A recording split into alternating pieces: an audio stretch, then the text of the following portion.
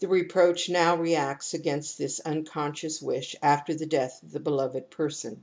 Such hostility, hidden in the unconscious behind tender love, exists in almost all cases of intensive emotional allegiance to a particular person. Indeed, it represents the classic case, the prototype of the ambivalence of human emotions.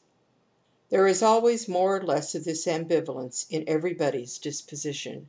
Normally it is not strong enough to give rise to the obsessive reproaches we have described.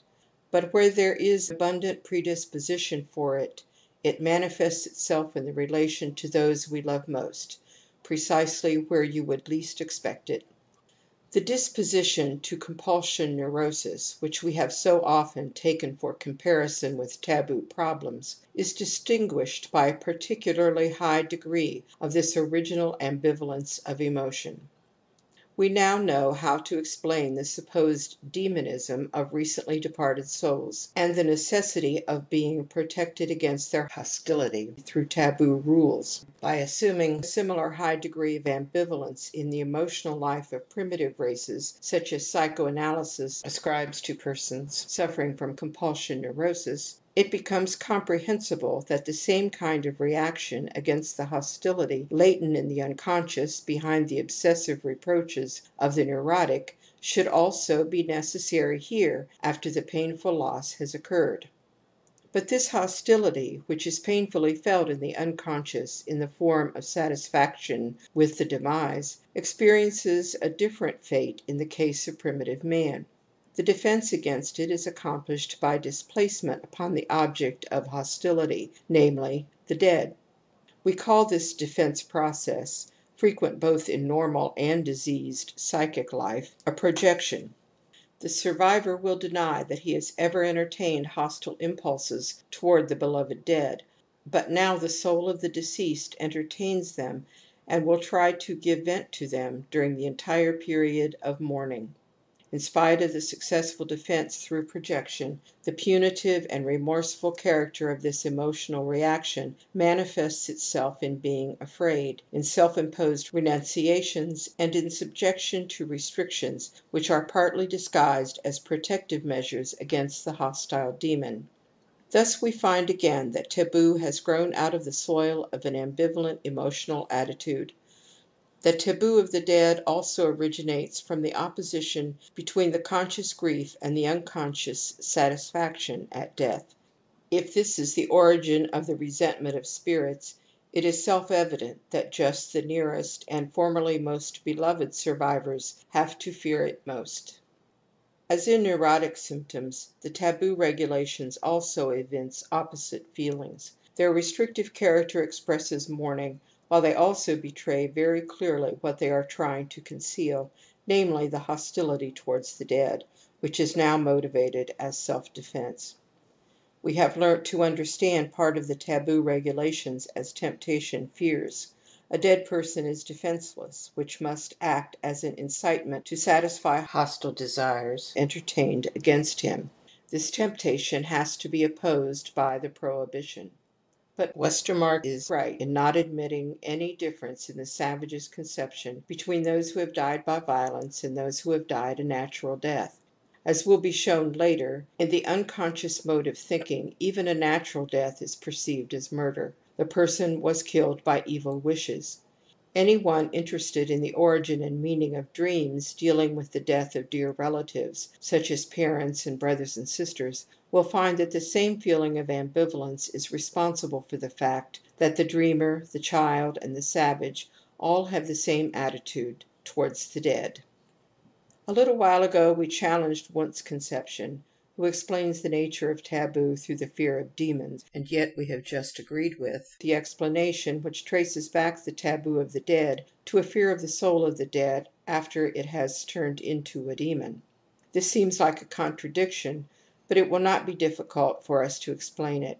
It is true that we have accepted the idea of demons, but we know that this assumption is not something final which psychology cannot resolve into further elements. We have, as it were, exposed the demons by recognizing them as mere projection of hostile feelings which the survivor entertains towards the dead. The double feeling, tenderness, and hostility against the deceased, which we consider well founded, endeavors to assert itself at the time of bereavement as mourning and satisfaction. A conflict must ensue between these contrary feelings, and as one of them, namely the hostility, is altogether or for the greater part unconscious, the conflict cannot result in a conscious difference in the form of hostility or tenderness, as for instance when we forgive an injury inflicted upon us by someone we love. The process usually adjusts itself through a special psychic mechanism, which is designated in psychoanalysis as projection. This unknown hostility, of which we are ignorant and of which we do not wish to know, is projected from our inner perception into the outer world and is thereby detached from our own person and attributed to the other. Not we, the survivors, rejoice because we are rid of the deceased. On the contrary, we mourn for him. But now, curiously enough, he has become an evil demon who would rejoice in our misfortune and who seeks our death. The survivors must now defend themselves against this evil enemy. They are freed from inner oppression, but they have only succeeded in exchanging it for an affliction from without. It is not to be denied that this process of projection, which turns the dead into malevolent enemies, finds some support in the real hostilities of the dead which the survivors remember and with which they really can reproach the dead. These hostilities are harshness, the desire to dominate, injustice, and whatever else forms the background of even the most tender relations between men. But the process cannot be so simple that this factor alone would explain the origin of demons by projection. The offenses of the dead certainly motivate in part the hostility of the survivors, but they would have been ineffective if they had not given rise to this hostility, and the occasion of death would surely be the least suitable occasion for awakening the memory of the reproaches which justly could have been brought against the deceased. We cannot dispense with the unconscious hostility as the constant and really impelling motive. This hostile tendency towards those nearest and dearest could remain latent during their lifetime, that is to say, it could avoid betraying itself to consciousness, either directly or indirectly, through any substitutive formation. However, when the person who was simultaneously loved and hated died, this was no longer possible, and the conflict became acute. The mourning originating from the enhanced tenderness became on the one hand more intolerant of the latent hostility, while on the other hand it could not tolerate that the latter should not give origin to a feeling of pure gratification.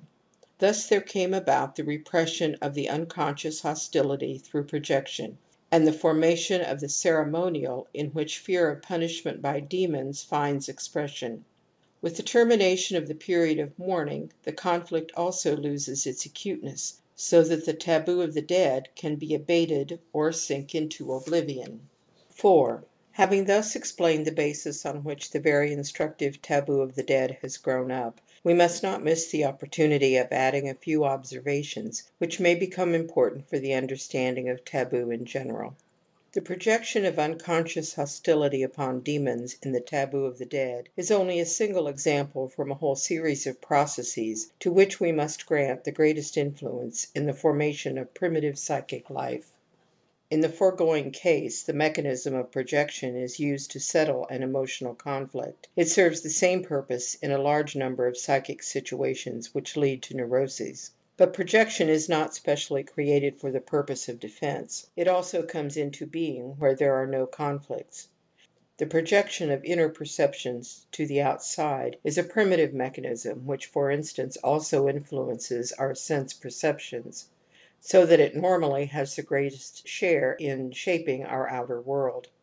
Under conditions that have not yet been sufficiently determined, even inner perceptions of ideational and emotional processes are projected outwardly, like sense perceptions, and are used to shape the outer world, whereas they ought to remain in the inner world.